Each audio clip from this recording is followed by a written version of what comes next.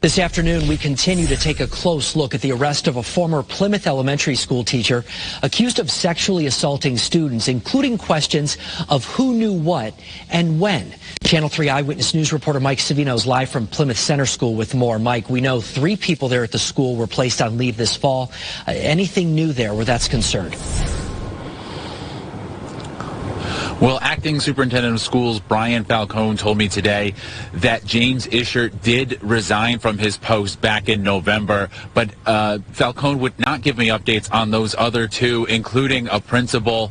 He did issue a statement saying that Plymouth Public Schools will not sacrifice the safety and well-being of students. He also said that the school system is cooperating with police, but he pointed to the ongoing investigation and said he would not answer any other questions about this situation. But according to that warrant, police said that some students claim that they or their classmates were coming forward years ago to raise concerns about Ishert, accusing him of inappropriately touching them and some other conduct.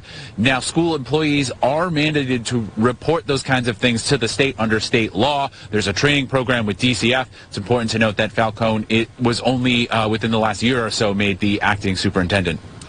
Well, yesterday, everyone who was watching knows the allegations here are very, very disturbing. They're all online. We do have the information posted on the Channel 3 app. You can actually read the documents. We've heard from a lot of parents today. I know you have as well. You also had a chance to talk with an expert about some tips on how they can talk with their children. What can you share from that conversation? Well, yeah, and certainly these are difficult conversations for parents to have with their kids. But I talked to a psychologist who said that these are important conversations and it's important to have them young so that your kids can understand how to talk about these things if they experience them. Take a listen. Kids know this felt uncomfortable. Why was this uncomfortable? And helping kids understand what is and isn't uncomfortable.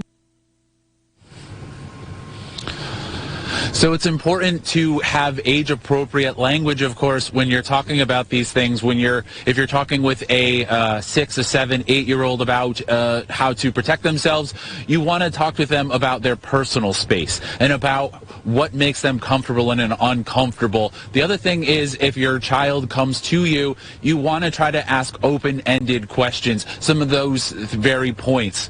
What did somebody do to invade your personal space? How did that make you uncomfortable? Why did that make you uncomfortable? But do not try to get into an interrogation. Leave that to police, because if you try to ask probing questions and make them uncomfortable, your child might think that they're in trouble and they may try to end the conversation. I'll have more tips coming up on Eyewitness News at 5. Yeah, that's certainly some good advice.